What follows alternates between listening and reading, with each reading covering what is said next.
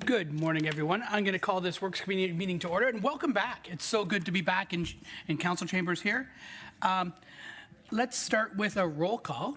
Oh, and I don't know how to do this. It's automatic? Oh, no, we still have to hit the yes on the little screen.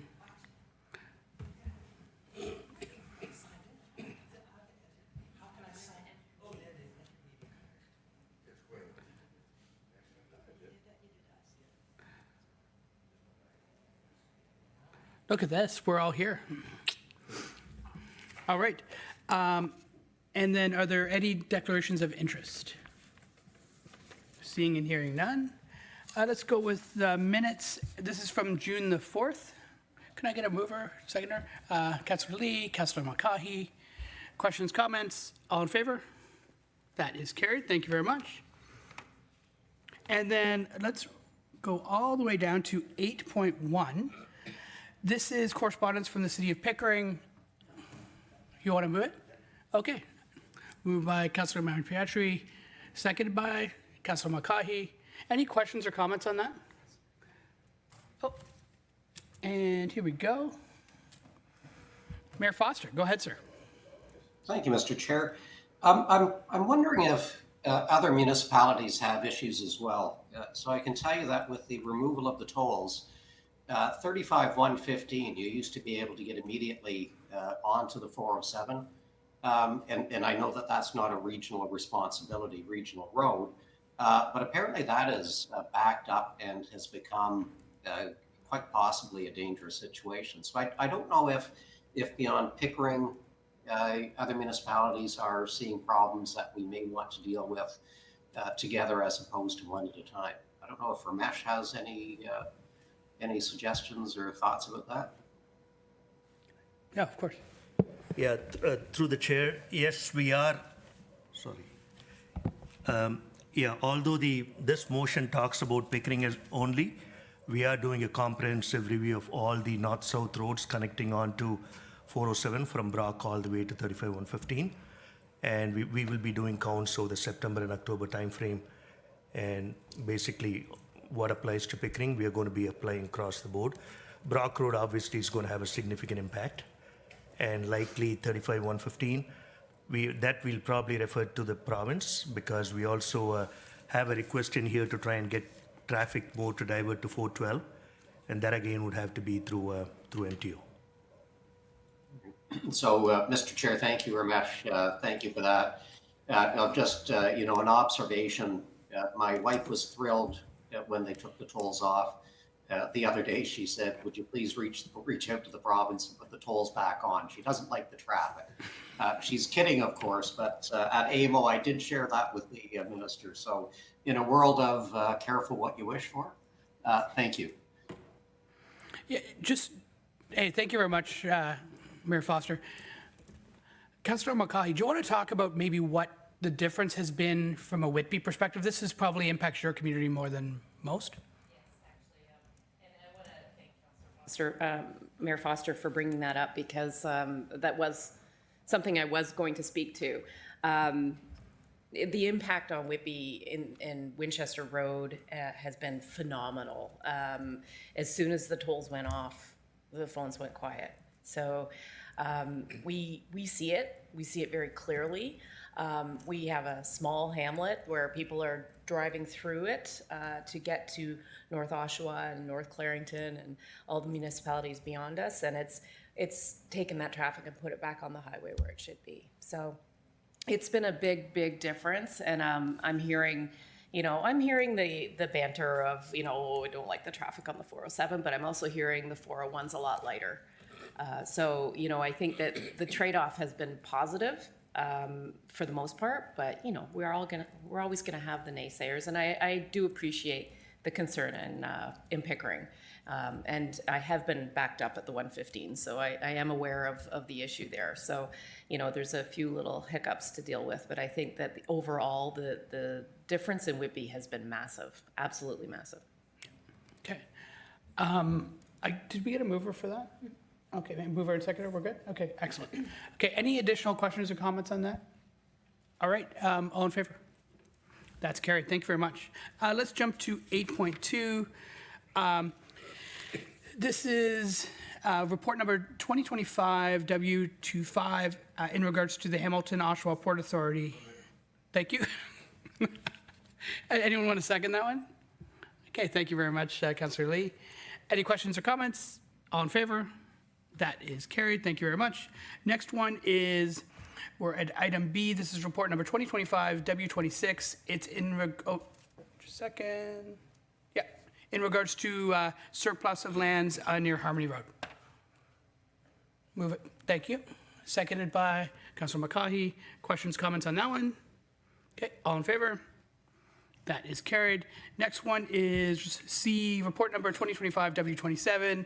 This is in regards to lands known as Durham Forest. Councillor move it. Okay, seconded by the Vice Chair. Thank you very much. Any questions or comments on this one? Councillor McCaughey, go ahead. Just because I was reading my reports with my son present over the weekend, who is an avid mountain biker, he expressed concerns over the transition of the trail users and what transferring lands to provincial would mean to those user groups. So I'm wondering if somebody can give us confirmation that the mountain bikers are still going to be able to train in Durham Forest the way they always have. Again, a fantastic question, and thanks for the heads up. This is something that I was really passionate about. You know, my nephew raced with your son. You know, it's a major part of the Uxbridge culture, and we need to make sure that not all trails are paved pathways, right? In order to train and be competitive on a globally, we need to make sure that they're training grounds. We did this already about 6 or 8 months ago with the TRCA lands, with that transition, in that we had a stipulation that talked about that these areas would continue to be a training ground, and that they would be technical in nature. So that has already been part of the Ontario Parks Plan, and that will continue. And I continue to be an advocate for all the mountain bikers and trail runners and people like that. So I'm not at all concerned from my perspective. And then also, this is just a really good thing to have all these lands under one ownership, one group, well-funded. This will make a big difference. You know, we already know that there was $19 million dedicated to starting just land acquisition and things like that to make this park happen, and the infrastructure is already being planned. So lots happening in this area, and thanks for the question. I had very similar ones on the first go around with the TRCA, and no concern from my standpoint. Excellent, thank you. No problem. Any additional questions or comments? Oh, Mayor Foster, go ahead, sir. You know, if I was too quiet, I would scare you. I was gonna, express my surprise that Adam was your nephew, and I won't use his last name because we would never mind. It's a joke that crashed and burned. But a question on these, and it's a small challenge. My wife and her friends on a regular basis go hiking, be it provincial park, conservation areas. You choose it, and the challenge for her and for families is, depending on where you are going, you need a different pass for a different park. You start adding all of these up, and for the simple act of taking your family for a walk, it can cost a lot of money. Do we know, would this be part of a provincial pass? And are we going to be advertising this, that when people get there, they know that they need the pass and they're not worried about getting a parking ticket for not having the appropriate authority to park there, just to go for a walk? So a very good question. At the moment, and sorry, I'm answering these instead of going to staff just because I'm pretty familiar with the area and I've been part of this. When the infrastructure is in and when this moves over to Ontario Parks, at the moment it's free for all the Ontario Parks lands. When this transitions over formally and they start with more of the infrastructure, they will eventually turn this on so it's part of the Ontario Parks Pass. So if you can get into Darlington, you get into this. And that pricing is approximately the same amount as what the parking pass is for this area already. So it'll just transition over. Yeah, thank you, Mr. Chair. And that Parks Pass is a great, because you can hit so many different parks. You're not worried about being CLOCA, TRCA, GRCA, which are all separate. Thank you very much for that. No problem. Any additional questions or comments on any of this? All right, all in favor? That's carried. Thank you very much. All right, let's jump down to, we do have a confidential report. This is 10.1, report number 2025 W28. Is there a desire to go into camera for this? Okay. Councillor Nicholson. Thank you. I don't think I need to go into camera, but I do have a question. What is the reason for this being a confidential report? It's simply an informational report on the status of the plant. Yeah, but I'll pass it to Jason if that works. So two reasons. One, it's a matter of litigation. So those are things that we would, as staff, always bring forward as a confidential closed session matter. Council can waive privilege if they choose to, but that's, staff don't have that choice. So that's why we, anything in that vein, we would bring forward as a matter of litigation. As well, there's some information here that identifies a particular, I'll use the word individual, but certainly entity. So, so for those reasons, we would err on the side of caution here. But if council wishes to waive privilege, they can do so. I think the policy of council is a vote of the entirety of council is required to do that. Any First of follow-up? all, I thank you for that explanation. I think staff's doing the right step there from their perspective. Is there any plans to provide a public statement so that at least we look like we're being accountable and upfront and transparent about this situation and not keeping it secret?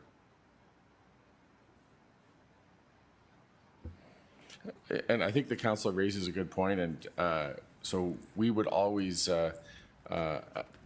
do our best to be accountable and transparent. I think that's an important component of any type of incident like this, and certainly we had lots of experience with that from the energy from waste, and that was always our primary driver in how we dealt with any issues that arose of an environmental nature from the energy from waste facility.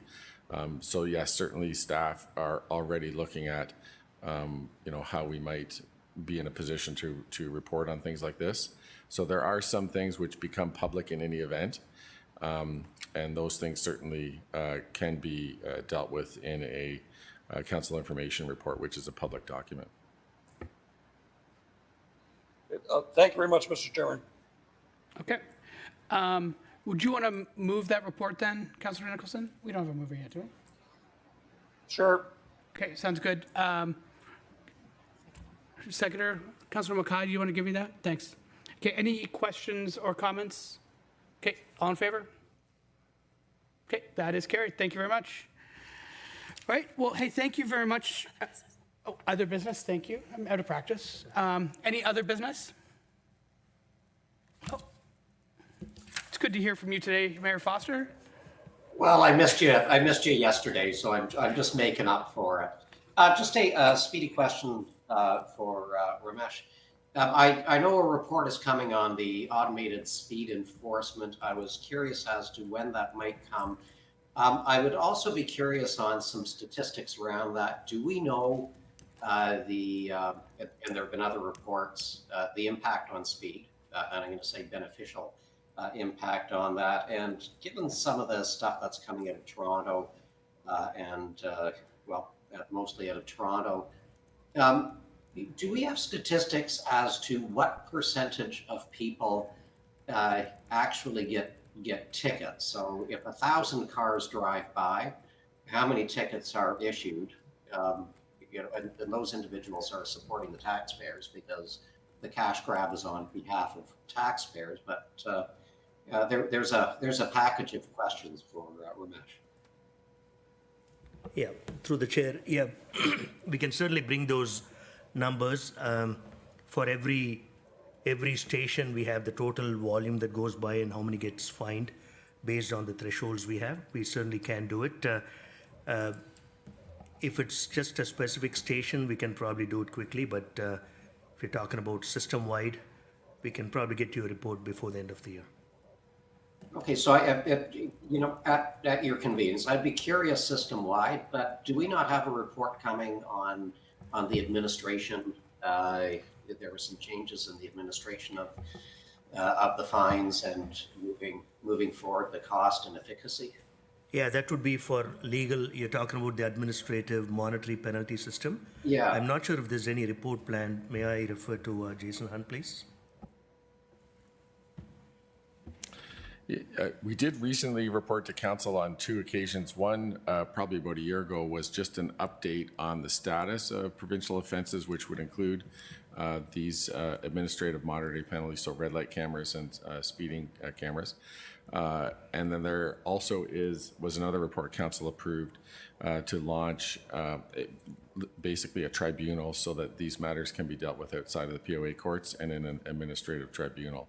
So there's no reports pending, but perhaps what I can do is I'll pull those 2 previous reports and we can circulate those to council, because they do have some statistics on the POA system across the board. And then if there's other information that people would require, we're certainly happy to provide that. It is an area where we have a lot of information. And certainly I think I would take the occasion to make 2 points. One is that our experience is when we install a speed camera, that we see initially a high rate of charge, and then we see over time a significant drop off of this speeding offenses. So basically, what we see is that the cameras do bring compliance with respect to speeding in those areas. And just I'll always take the occasion to remind people that the areas where the speed cameras are installed they can only be in community safety zones. Generally speaking, that means there's a school with children nearby.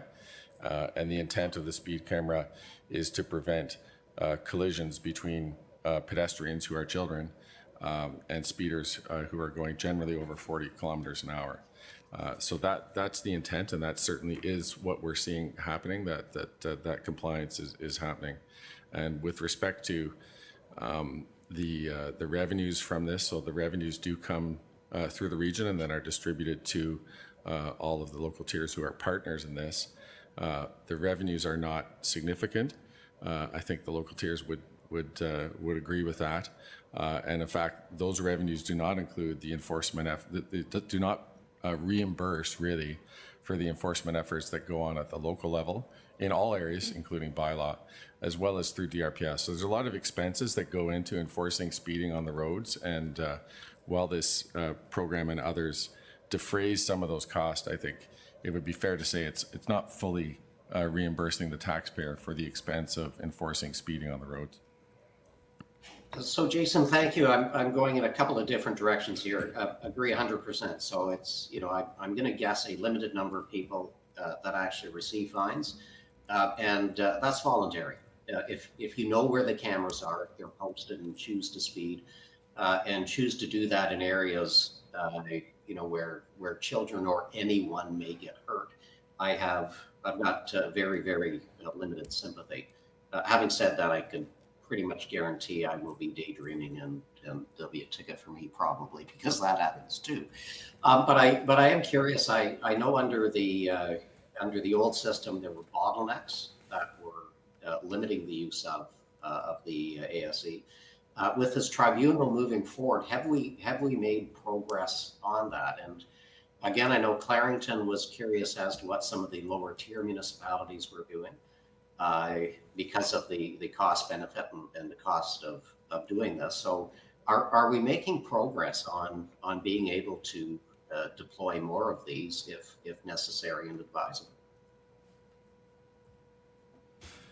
Certainly when the APS, so that's the Administrative Penalty Systems Tribunal, is up and running in the region, I would, and maybe I'll be eating my words a year from now, but I'm fairly confident that we will not have an issue with a bottleneck on the camera-based offenses. And the reason for that is that the region will then fully control the capacity and resources of that tribunal. So if we need more hearings officers, we can simply hire more hearing officers. We don't control the number of justices of the peace that we have in the POA court, and we have yet to reach our pre-pandemic capacity of 4 operational courtrooms. We're still at 3. Even at 3 courtrooms, we were asking for other justices of the peace. However, I will say, in answer to your question, will we have the capacity? Yes, we will. Certainly when APS is up and running, we will. And we actually expect, through some work with our local justice of the peace, that we will be moving from 3 to 4 trial tiers per day in our POA courts imminently. So that should provide us with some additional capacity in the POA courts. And we are currently looking at ways of getting back up to 4 operational courtrooms, and we expect some movement on that within the next year. So that should improve the capacity in our traditional POA court systems, both for the police laid fines as well as for the camera-based offenses, any that end up there. Great. So I'm hearing stay tuned, and I will. The other reports, I'm familiar with them, recall those reports. So don't feel compelled to reissue those if you don't want to, but thank you. Mr. Chair, thank you. All right, next we've got Councillor Baron Pietri. Go ahead. Mr. Chair, just happy to give you a motion to adjourn at the appropriate time. Sounds good. Looking for any additional other business? Seeing none. Motion to adjourn. So moved. Seconded by Councillor Lee. Questions, comments? All in favor? We will see you all on October the 8th at 9:30 in the morning. Thanks. October the 8th.